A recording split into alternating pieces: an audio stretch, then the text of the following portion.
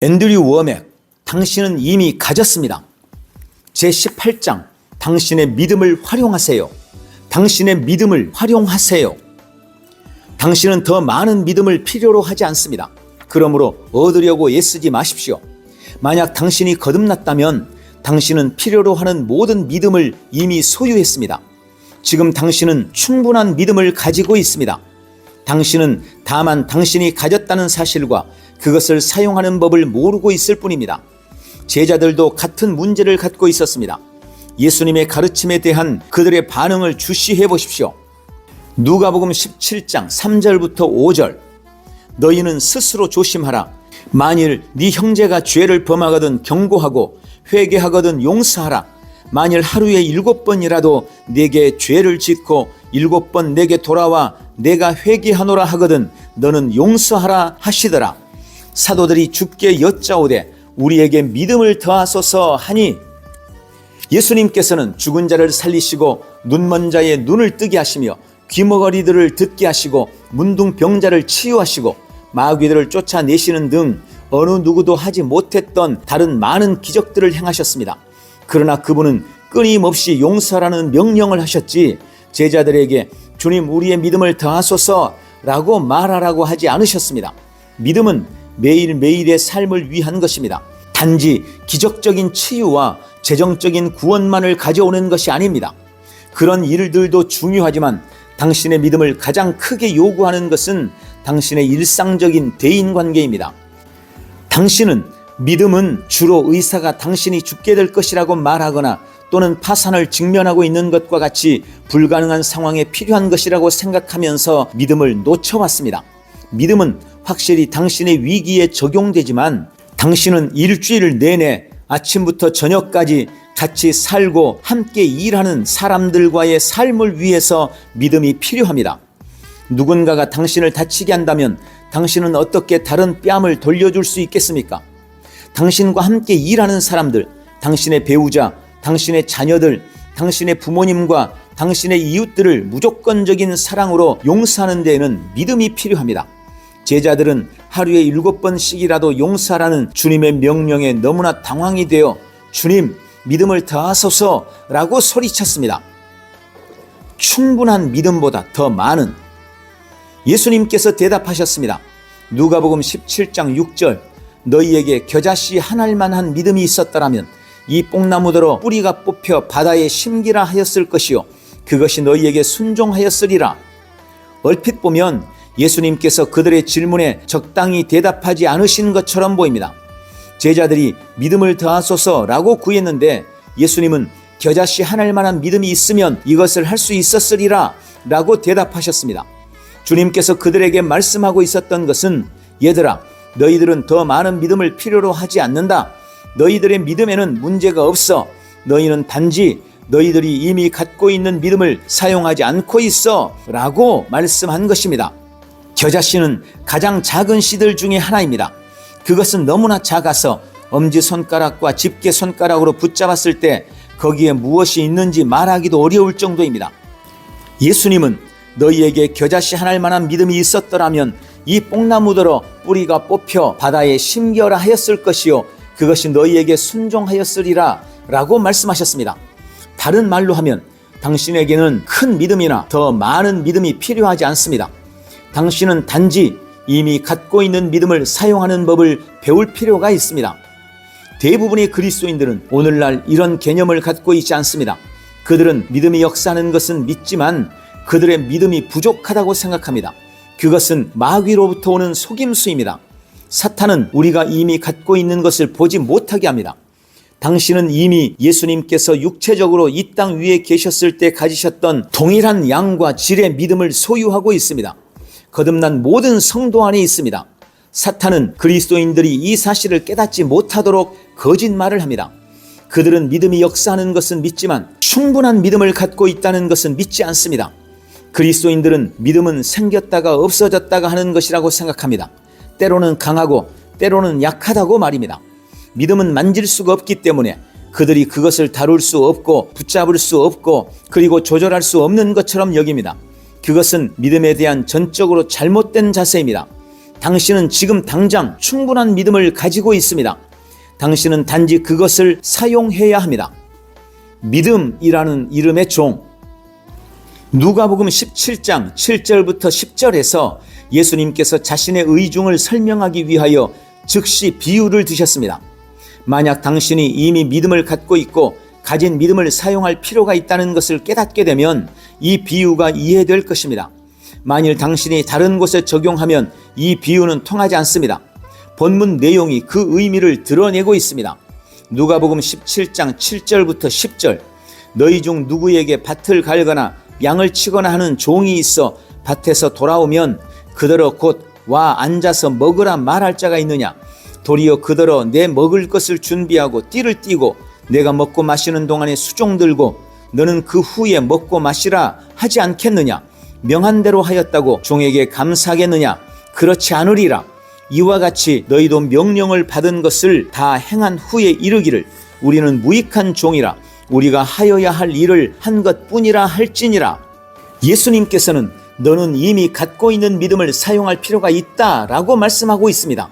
비록 그것이 겨자씨만큼 작을지라도 그것은 나무를 바다에 심을 만큼 충분합니다. 당신이 만약 종을 소유하고 있다면 종에게 일을 시킬 것입니다. 그렇지 않습니까? 당신은 이미 믿음을 소유하고 있습니다. 그러므로 지금 일하게 하십시오. 종 제도와 노예 제도는 예수님 당시에 매일 삶의 한 부분이었습니다. 만약 당신이 종을 소유하고 있으면 그들이 당신을 섬기도록 되어 있었습니다. 그들이 피곤했든지 밭에서 온종일 일을 하고 방금 들어왔든지는 중요하지 않습니다. 저녁 식사 시간이면 당신은 그들이 식사 시중을 들 것을 기대했습니다. 그들의 식사 시간은 당신이 식사를 끝내고 만족한 후입니다. 그들은 당신과 함께 먹지 않습니다. 확실한 것은 당신이 먹기 전에 그들은 먹지 않습니다. 당신이 주인이었습니다. 오늘날 동정심 깊고 정치적으로 올바른 사고방식을 가진 대부분의 사람들은 글쎄요, 당신은 종을 그런 식으로 다루지 말아야 합니다 라고 말할지도 모릅니다. 그러나 예수님께서 이 비유를 말씀하셨던 시대에는 종들과 노예들은 하고 싶은 대로 하지 못했습니다. 그들은 사용되었습니다. 당신은 그들을 억압하고 싶지 않다고 해서 그들로 하여금 눕게 하거나 온종일 아무것도 하지 않도록 두지 않았습니다. 당신은 그들에 대하여 친절하거나 부드럽지 않았습니다. 당신은 그들에게 당신이 필요한 것을 먼저 처리하도록 명령했습니다. 당신은 야비하거나 거칠게 굴 필요는 없었지만 주인으로서 확실히 그들에게 명령을 내렸습니다. 당신이 노예를 소유한다면 그들이 일하게 해야 합니다. 믿음을 내버려 두지 말고 일하게 해야 합니다.